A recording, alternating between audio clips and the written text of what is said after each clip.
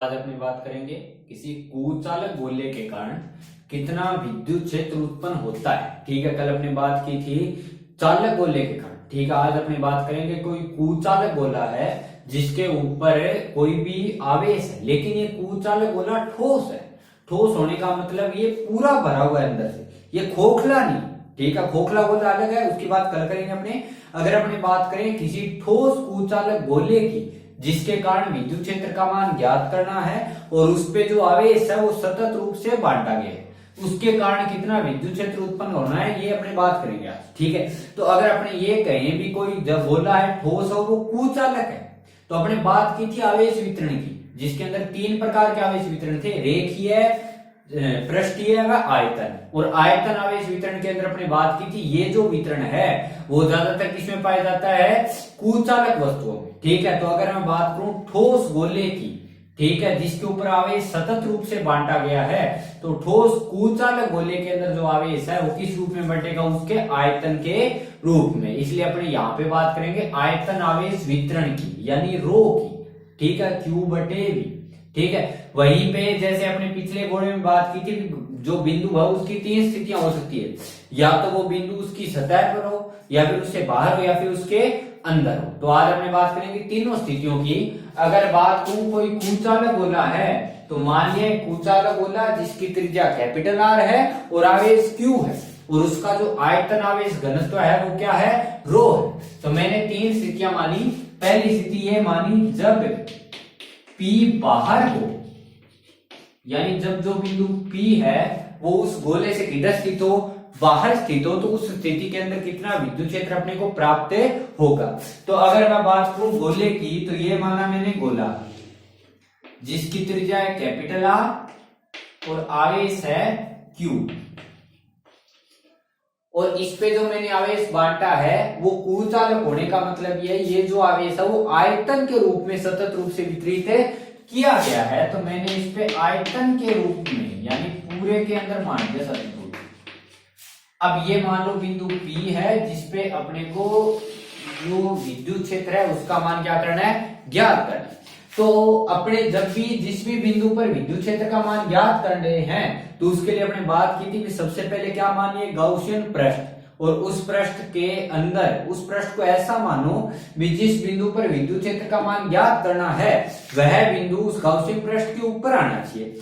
और अपने ये भी बात की थी कि कोई गोला है तो गोले की गाउसियन पृष्ठ का मतलब एक ऐसा पृष्ठ जिसके द्वारा उस आवेश को संपूर्ण चारों ओर से क्या कर सके, घेर सके। ठीक है, तो एक गोले को दूसरे गोले के द्वारा घेरा जा सकता है। ठीक है, तो मैंने इस गोले पर एक दूसरा गोला बना दिया जिसकी त्रिज्या क्या है, स्मॉल r, जो क्या है, गाउसियन पृष्ठ है। तो अगर यहाँ पे बात करूं विद्युत क्षेत्र की, तो विद्युत क्षेत्र का मतलब ये है किसी भी पृष्ठ के बिल्कुल लंबवत दिशा में आना चाहिए। ठीक है, तो पृष्ठ के लंबवत बाहर की ओर ये आया E, क्योंकि ये प्लस का है। ठीक है, और दूसरे बात करते हैं S सदिश की, क्योंकि फाई पर आप लिखते हैं E.S। जो S सदिश है वो हमेशा होता है तल के लंबवत और किधर है, बाहर की ओर। और ये S होता किसका है, गाउसियन पृष्ठ का। तो ये गाउसियन पृष्ठ रहा, और इसका S इसके तल के बिल्कुल लंबवत किधर है, बाहर की ओर, इस साइड होना चाहिए। ठीक है, तो अगर मैं बात करूं फाई की, तो फाई बराबर होना चाहिए E.S। तो इसको लिख सकते हैं ES cos थीटा, और थीटा अगर देखूं तो दोनों की दिशा क्या है, समान है। इसका मतलब कोण कितने डिग्री, 0 दिया आया ES cos 0, और cos 0 का मतलब है 1, तो फाई आ गया ES। ठीक है, यहाँ पे अगर गाउस की बात करूं तो गाउस ये बात कहता है जो फाई है वो बराबर होना चाहिए Q/ε0 के, यानी गाउस के नियमानुसार फाई बराबर Q/ε0। तो यहाँ पे फाई कितना आना चाहिए, ES बराबर Q/ε0। E का वैल्यू कितना आना चाहिए, Q/4 Q/ε0 और S। अब अपने को ये पता है कि जो S है वो उसका क्षेत्रफल सदिश है, और क्षेत्रफल कितना आता है, Q अगर बात करूं तो ये ऊपर वाला जो Q है वो ही आवेश तो होता है जो उसके अंदर चारों ओर से पूरी तरह से क्या हो, बंद हो, गाउसियन पृष्ठ के। तो गाउस पृष्ठ के अंदर गोला पूरा ही बंद है, इसका मतलब आवेश भी क्या आएगा, पूरे का पूरा। तो मैंने ई के सामने रख दिया, क्यू तो पूरे का पूरा, ठीक है। यहाँ पे जो नीचे एस है, एस क्या है, गाउसियन पृष्ठ का क्षेत्रफल, और गाउसियन पृष्ठ अपने क्या मानी है, गोलाकार, और गोले का पृष्ठ क्षेत्रफल कितना होता है 4 पाई आर का स्क्वायर। तो इसको लिख सकता हूं मैं 4 पाई आर का स्क्वायर, और आगे क्या है एप्सिलॉन नॉट। तो इसको ई को ये लिखा जा सकता है क्यू बटे 4 पाई एप्सिलॉन नॉट आर का स्क्वायर। तो 1/4 पाई एप्सिलॉन नॉट को क्या लिख सकते हैं के, ये बन गया के क्यू बटे आर का स्क्वायर, ठीक है। तो अगर मैं इसके लिए बात करूं तो अपनी एक चीज क्लियर है भी, अगर बिंदु P बाहर है उस गोले से, तो उस बिंदु P के लिए जो कुचालक गोला है वो किसकी भांति व्यवहार कर रहा है, एक बिंदु आवेश की भांति व्यवहार कर, क्योंकि उसका जो विद्युत क्षेत्र आ रहा है वो आ रहा है के क्यू बटे आर का स्क्वायर, ठीक है। तो इसका मतलब यह है भी जो विद्युत क्षेत्र है उसके लिए गोला जब बिंदु से बाहर स्थित हो तो उसके लिए वह गोला एक बिंदु आवेश की भांति व्यवहार करता है। तो इसको लिख सकता हूं E बराबर के क्यू बटे आर का स्क्वायर। दूसरी स्थिति अपने आती है जब बिंदु P कहां पर हो, P किस पर हो, सतह पर। तो जब बिंदु P सतह पर हो तो उसके लिए अपने बात की थी स्मॉल आर बराबर होंगे किसके, कैपिटल आर के। तो यहाँ पे E का वैल्यू कितना आएगा सतह पे, के क्यू बटे आर का स्क्वायर, ठीक है। तीसरी अपने बात की थी जब बिंदु P जो है, जब P अंदर स्थित हो, अंदर स्थित हो, यानी जो स्मॉल आर है वो छोटा हो किससे, कैपिटल आर से। यहां पे अगर मैं बात करूं तो ये मैंने मान लिया गोला है जिसकी त्रिज्या है कैपिटल आर और आवेश उस पे समान रूप से वितरित है।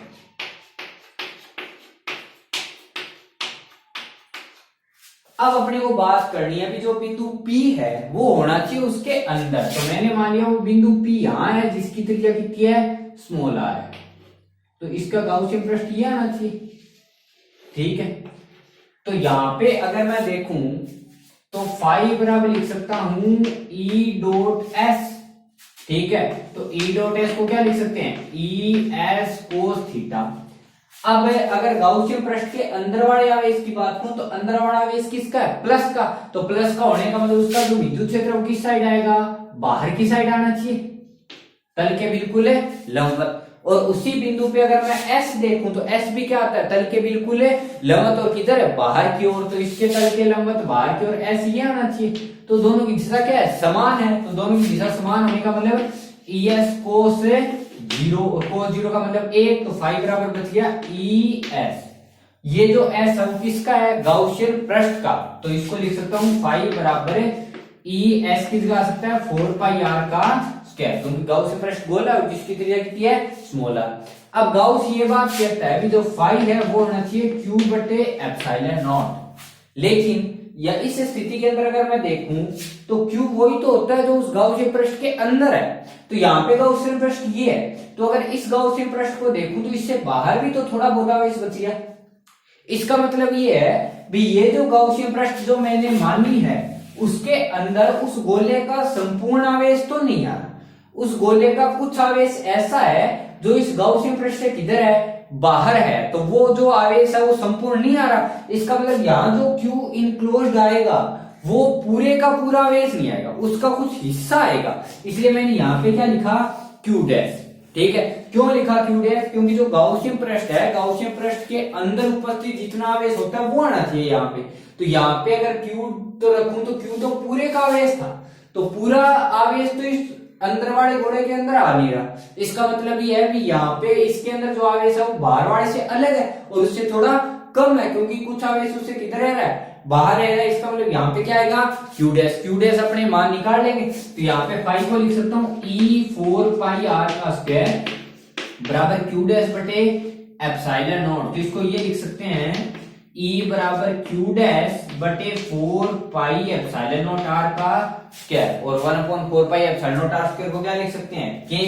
तो ये बन गया अपने पास से E बराबर के क्यू डैश बटे आर का स्क्वायर, ठीक है।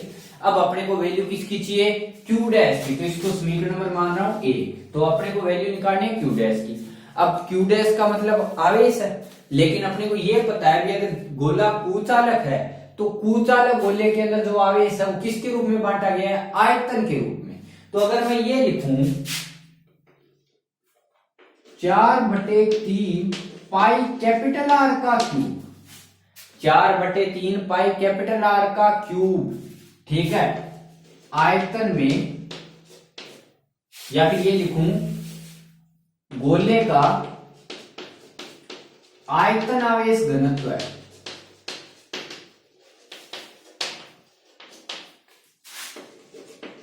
अगर गोले का आयतन आवेश घनत्व बात को तो रो लिख सकता हूं, रो बराबर क्या लिख देगा Q/V।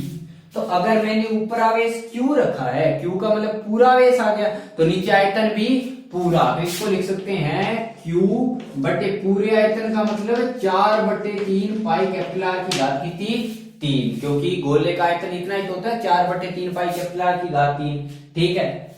अब अगर मैं बात करूं अपने कम आयतन के लिए, ठीक है, तो ये तो आ गया रो का मतलब है Q/V, ठीक है। तो अगर मैं रो की परिभाषा देखूं तो रो बराबर जो Q/V है वो ये चीज तो बता रहा है, अगर V का मान मैं 1 कर दूं, V का मान 1 करने का मतलब रो बराबर क्या आ गया Q/A, तो रो किसके बराबर है Q के। तो यहाँ पे ये बोल सकता हूं कि इकाई आयतन में उपस्थित आवेश को क्या बोलते हैं घनत्व है, क्योंकि V का मान जैसे ही मैं 1 रखूंगा तो Q किसके बराबर आ रहा है रो के, इसलिए बोल सकता हूं कि इकाई आयतन में कितना आवेश उपस्थित है उसे बोलते हैं उसका आयतन आवेश घनत्व है। तो यहाँ पे अगर मैं रो देखूं तो रो बराबर है Q/4/3 पाई आर की घात 3। तो इसका मतलब ये है कि ये जो वैल्यू है उसको ये लिख सकता हूं क्या, भी ये इकाई आयतन में उपस्थित आवेश है, ठीक है। यानी रो को अगर मैंने Q/4/3 पाई आर की घात 3 लिखा, इसका मतलब ये है कि ये जो है मान पूरे का पूरा ब्रैकेट के अंदर ये इकाई आयतन में आवेश कितना है इस चीज को दर्शा है। तो अगर अपने ये कहूं भी 1 लीटर के अंदर 4 चीजें हैं कोई भी, ठीक है, तो 5 लीटर के अंदर कितना आएगा 4 × 5, ऐसे तो करेंगे अपने, ठीक है। यानी ये जो रो है वो बता रहा है इकाई आयतन में उपस्थित आवेश को। तो अगर अपने द्वारा गोले का आयतन देखूं तो मैं ये लिख सकता हूं क्या 4/3 पाई आर की घात 3 आयतन में उपस्थित आवेश,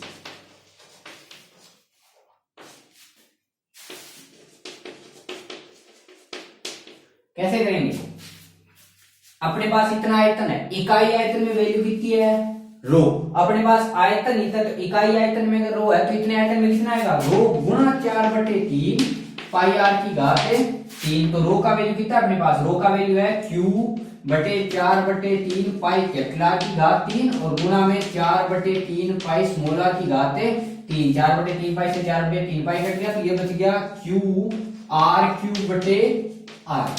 तो अपने ये जो इतने आयतन में अगर उपस्थित आवेश की बात करूं तो इतना आयतन मतलब है 4/3 पाई आर की घात 3 का मतलब ये है ये छोटे वाले गोले का है, और छोटे वाले गोले के अंदर आवेश कितना माना था अपने Q', यानी ये जो वैल्यू है वो किसकी है Q' की। तो यहां से पता चल गया Q' का वैल्यू है QR3/R की घात कितनी, तो अपने Q' का वैल्यू रख दो।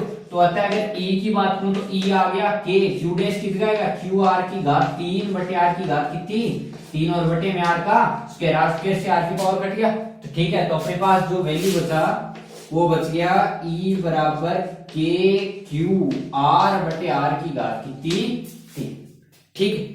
यहां पे अगर अपने बात करें ग्राफ की, ठीक है, तो अपने को बाह्य बिंदु आंतरिक बिंदु जो भी है उनके लिए अगर मैं बात करूं ग्राफ की, तो ग्राफ को अपने इस टाइप से देख सकते हैं, इस साइड मैंने दिखाया R, इस साइड दिखाया E, और उसी तरह जो R के अपने टुकड़े किए थे 3, एक तो R बराबर R, एक R छोटा हुआ R से और एक R बड़ा हो किससे R। तो अगर मैं R लेस देन R छोटे वाले R की बात करूं तो छोटे वाले R के अंदर E का वैल्यू आ रहा है KQR/R की घात 3। तो जो KQ स्मॉल r है वो स्मॉल r E के सामने आ रहा है, E के सामने आने का मतलब दोनों क्या एक दूसरे के समानुपाती, और समानुपाती होने का मतलब ग्राफ किस आता है सीधी रेखा, यानी R बराबर R तक तो आएगी सीधी रेखा, क्योंकि इसके अंदर जो R है वो समानुपाती है किसके E के, ठीक है। उसके बाद अगर सतह वाले पे बात करूं तो सतह वाले पे वैल्यू आता है KQ/R का स्क्वायर। तो इस बिंदु पे वैल्यू प्राप्त हो गया अपने को KQ/R का स्क्वायर, अगर आर ग्रेटर देन आर की बात करूं तो बाह्य बिंदु, और बाह्य बिंदु के लिए आर क्या है उसके व्युत्क्रमानुपाती, तो व्युत्क्रमानुपाती के लिए आयताकार है, अति परवलय है। तो इसका ग्राफ कुछ ऐसा प्राप्त होता है, पहले सीधी रेखा क्योंकि ई समानुपाती है किसके आर के, और बाद में 1/r², इसलिए क्या आता है आयताकार अति परवलय।